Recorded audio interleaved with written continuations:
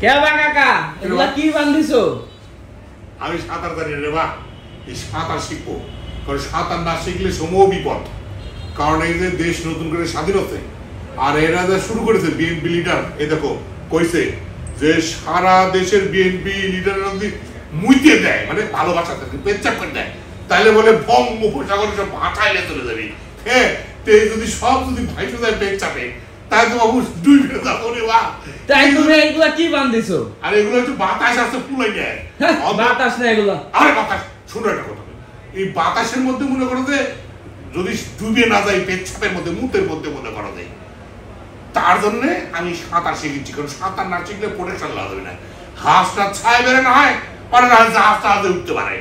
ধরো সারা দেশের বিএনপি লিডাররা সব মুতা শুরু করেছে, মুইতে মনে করো সারা বাংলাদেশে বইয়া গেল, বন্যা হয়ে চারদিকে নদী হয়ে গেছে। আমরা যারা সাঁতার জানি না তারা তো বিপদ। বর্তমান সরকারে যারা আছে, মানে সরকারের মদত পুষ্ট যারা এই হাঁসটা ছাড় দিচ্ছে না, এর তো কোনো সমস্যা নেই, এর তো টেকা আছে। এর জন্য বাস আসবি, মাইকো আসবি, জাহাজ আসবি, মুতে যখন ভাষা দিবি, যখন বন্যা হয়ে যাবি, তখন বঙ্গোপসাগর দিকে স্রোত শুরু হয়ে যাবি মনে করো, তখন আবার ভারত থেকে যদি আবার মনে করো বন্যার পানি চাইলে দেয় সুযোগে। হ্যাঁ, একসাথে যে বিএনপি মুতিছে, মুইতে দেশ ভাষায় দিছে, বন্যা করে দিচ্ছে, তারপরে আবার বন্যার পানি চাইছে, তখন তো আমার কোনো উদ্দেশ্য নাই। ওরা না হয় বড় বড় জাহাজ নিয়ে আসবি, সরকারি টাকার জাহাজ আছে, আমার তো জাহাজ নাই। আমার তখন বাবা এই মুতের মধ্যে প্রোটেকশনের জন্য এই সাঁতার শিখা লাগবে। যারা সাঁতার জানো না তারা সাঁতার শিখবে। কারণ এর কি লাভ আছে বাবু দেশের মধ্যে বুঝছি না। একবার করছে যে সিটে নাগের ওই দিকে বলে করিডোর দিতে লেগে বলে নাকি দেশ বিক্রি হয়ে যাচ্ছে। আমার দিকে করছে যে কোন দিকে যাবো তোমার সাঁতার শিখা যায় কি? ওরা জাহাজে যাবে, তুমি নৌকা যাবে। এ বাবু রে, আমার নৌকা করছে কি সব করে দুষ্টু ছেলে। হ্যাঁ, নৌকা বিদায় দেওয়া আছে, এখন একটু নৌকা নৌকা করা হবে না। শুনো বা, মানে আমার একটা ভাইরাল হতে বলে কোন 17 বছর খাইনি, আমরা খাবো। ঢাকার কি মেয়র নিয়ে নাকি বলে ইস্টাক না কি নাম বলে, সেকেন্ড পজিশন আছে, রায় হয়ে গেছে নাকি, তার বলে মেয়র হতে দিচ্ছে না, এই নিয়ে তোমরা সব যুদ্ধ শুরু হয়ে গেছে দুই পক্ষের। এ বাবা রে, দেশটা তোমরা এরকম লুটি পিঠে খাও তাহলে হবি।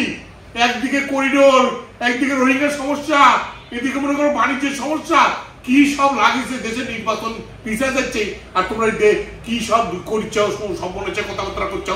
হ্যাঁ, আর খালি কলির কত দাম কম, কলির কত দাম কম, আর তোমরা সস্তা শুরু করেছ, অমক নায়িকায় আটক করেছ, তমকে আটক করেছ, তমকে করেছ, ঠান্ডার তেল দিয়ে ভাইরাল করে দিচ্ছ। হ্যাঁ, আগের পুরনো অভ্যেস, বিগত ফ্যাসিস্ট সরকারের অভ্যেসগুলো তোমরা ট্রাই করছ।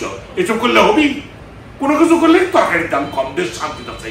হ্যাঁ, এদিকে আসিফ নজরুল আলী কি লাগিয়েছে দেখেন। হ্যাঁ, এই হাসনা ছাড় দিতে এই বিএনপি লিডাররা সব করছে যে কেউ করছে আমরা নিলে বলে চাঁদা, ওরা নিলে হাত দিয়া। আরে বাবা, এই সমস্ত বাদ দিয়ে একটু সুস্থ শান্তি জনগণ যেটা চাইছে না করো, পিছনে কেউ তোমার থাকবি না। হ্যাঁ, যত যাই কও, ওই জনগণের ঢল নামিয়েছিল ফ্যাসিস্টের বিদায়ের সময়, তোমরা এখন জনসভা করলে কয়টা সাল পালাচ্ছে? হ্যাঁ, ওই যে বৈষম্য বিরোধী এখন দাঁড়াতো ওটা 10টা 15টার বেশি সাল পাও কিনা? হ্যাঁ বাবা, নিজেদের মধ্যে গন্ডগোল করে ভবিষ্যৎ অন্ধকার করা যাবে না। তরকারির দাম কম, তরকারির দাম কম, আলুর দাম কম, তরকারির দাম কম, কিছু মিলে শেষ। মুইতে ভাষায় দেবী দেশ। কথা হচ্ছে কি জন্য কইলাম আমি, দেশের যে তোমার দেশ বিক্রি হয়ে যাচ্ছে না, কি সব অপপ্রথা চলছে। আমার ইউনুস সাহেবের মধ্যে একদম দক্ষ দেশপ্রেমিক মানুষ আজকে দেশে আসে জন্যে দেশটা মনে করে যে এখনো আস্ত আছে, তাছাড়া দেশ ভাইসে চলে গেল নি। আমরা জনগণরা করছে এক পক্ষ করছে যে ইউনুস সাহেব আরো 5 বছর থাকুক, নির্বাচনের কোনো দরকার নাই, দেশের মধ্যে শান্তি প্রতিষ্ঠিত আছে, দেশের জনগণ সুখে আছে, দেশের দ্রব্যমূল্য কম, আলুর দাম কম, তরকারির দাম কম, কোনো সমস্যা নাই। দেশের দ্রব্যমূল্য, তেলের দাম বেশি মনে হয়, ওইটাই কোনো ব্যাপার না, আমরা তরকারির দাম কম, আমরা সুখে আছি। এদিকে অপর দল বলতেছে জনগণের ক্ষমতা ছাড়া কোনো মতেই দেশের সুষ্ঠু পরিবেশ আনা সম্ভব না। এখন বাবু, তোমরা হচ্ছে ব্যবসায়ী, তোমরা বলতে হবে তোমার কি অবস্থা চলেছে, তোমার বাড়ির কিরকম ভাগটা চলেছে। কৃষকের তো মনে করো কোন রকম, কৃষকরা আগেও যেমন ছিল এখনো যেমন ভবিষ্যতের তেমন, পরে সর্বনাশ করেই চলতে হবে। হ্যাঁ, জমি বেশি খাবি, ওই জিনিসপত্রের দাম পাবি না, ওষুধপত্রের দাম বেশি, বিশেষ ওষুধের দাম বেশি, জিনিস উৎপাদিত দ্রব্যের মূল্য নাই, এগুলো তারা সহায় গেছে।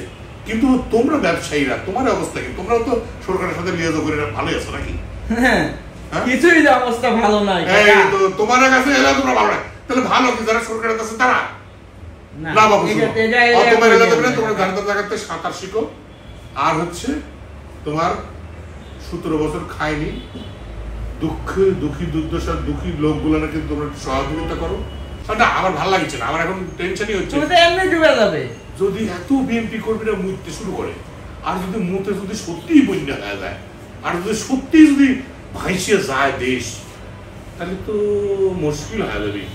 একবার মনে করো এমনি ধান কাটা, আগে সব ধান কেটে দিত ছাত্রলীগ যুবলীগ, এখন ধান কেটে দিচ্ছে সব ছাত্র দল যুব দলের লোকজন, বুঝলে তো? সবাই সবার প্রিয় হচ্ছে, খালি আমি কারো প্রিয় হইতে পারবো না রে বা। 500 কি করে প্রিয় হবো আমি খুঁজেই পাচ্ছি না।